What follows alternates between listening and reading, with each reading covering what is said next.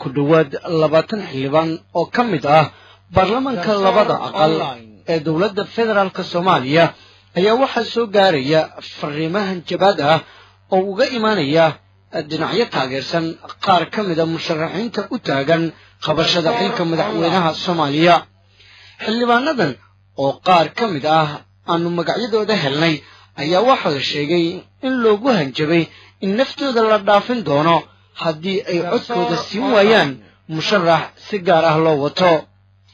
Ahmed Macalin Fiqi oo ah xildhibaan ka tirsan golaha shacabka Soomaaliya lagana soo doorto dowlad goboleedka Galmudug ayaa si shaac ah u sheegay in xildhibaano ka tirsan labada gole ay u timid hanjabaad toos ah oo ka imaanaysa dowladda Itoobiya Ahmed Macalin Fiqi ayaa sheegay in wakiilka dowladda Itoobiya u qaabilsan Soomaaliya General Gabre uu yahay ninka sida tooska ah ugu hanjabaya xildhibaanada ka tirsan baarlamaanka federaalka Soomaaliya Ahmed Macalin Fiqi waxa uu hoosta ka xariiqay in marnaba baarlamaanka tobanaad aanu u dulqaadan doonin goodis agajugleyn iyo falal kale oo kaga yimaada General Gabre Ahmed Macalin Fiqi oo hore uga soo shaqeeyay dowladihii dalka soo maray ambassador sidoo kalena soo noqday taliye ciidanka nabad sugidda iyo sirdoonka qaranka ayaa waxa uu sheegay in ay dhagaha Soomaalida laga soo bilaabo 2006 ilaa iyo hadda ay ka badbateen magaca General Gabre loona baahan yahay xildhibaanada qaranka ay cadeeyaan waxa uu yahay General Gabre marka ay dhacayso doorashada 8 bishan February loo balansan yahay oo ay ku shubaan sanduuqa cod isbedel muujinaya warsidaha garsoor online oo la xiriiray qaar ka mid ah xildhibaanada baarlamaanka golaha shacabka Soomaaliyeed ayaa waxa uu helay tirayo oo ka mid ah qiyaasta 30 xildhibaan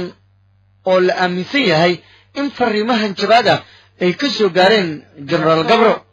magacyada xubnaha ilaa iyo hadda la ogaaday in fariimahan jabaada ay soo gaareen ayaa waxa ka mid ah xildhibaan Cabdullaahi Goodax Barre oo baarlamaanka ka soo gala maamulka Hirshabelle Goodax Barre waxa uu ku caanbaxay mucaaradida waxa uu ku caanbaxay in uu yahay nin ka soo horjeeda madaxweynaha hadda jooga xildhibaan Ahmed Macalin Fiqi oo ka yimaada baarlamaanka Galmudug ayaa ka mid ah baa la leeyahay dadka loo hanjabay Fawzi Yusuf Xaaji Aadan oo mar soo noqotay wasiirka arrimaha dibadda iyo ra'iisul wasaare ku-xigeen ayaa waxa la sheegayaa inay ku jirto liiska xildhibaanada ay soo gaartay fariinta hanjabaada ah ee ka timid General Gabre oo ah wakiilka Itoobiya u qaabilsan Soomaaliya xildhibaan Maxamed Cali Cumar oo loo yaqaan Caanunug oo ka soo gala baarlamaanka dalka Jubbaland ayaa isna ka mid ah dadka loo hanjabay xildhibaan Shariif Maxamed Cabdalla oo koonfur galbeed ka soo gala baarlamaanka Soomaaliya wararku sheegayaan in uu gaaray nuqul ka mid ah fariimaha hanjabaada ah ee uu dirayo General Gabre Senator Cabdirasaaq Xasan Cilmi Jurile oo Puntland ka soo gala baarlamaanka aqalka sare ayaa isna la sheegay in loo hanjabay xildhibaan Cilmi Cumar Aynsane xildhibaan Xuseen Arab Ciise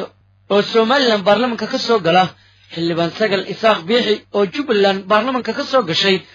iyo xildhibaan Khaliif Cabdi Cumar oo Hirshabelle ayaa sidoo kale ku jira magacyada xildhibaanada loo hanjabay sidoo kale xildhibaan Cabdixakiin Macalin Ahmed oo Galmudug ka soo galay baarlamaanka hadda jira iyo xildhibaan Cabdullaahi Maxamed Cali Sambulusho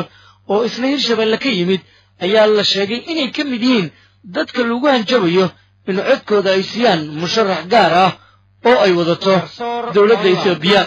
Soomaaliya ayaa gelaysa marxalad adag waxaana Soomaaliya hadda hor yaalla dooq ku aadan in isbedel ay raacdo iyo in ay ku adkaysato hoggaanka hadda talada haya oo la sheegayo in dowladaha dariska ah iyo kuwa shisheeye intooda badan ay ku qanacsan yihiin taageerana ay siinayaan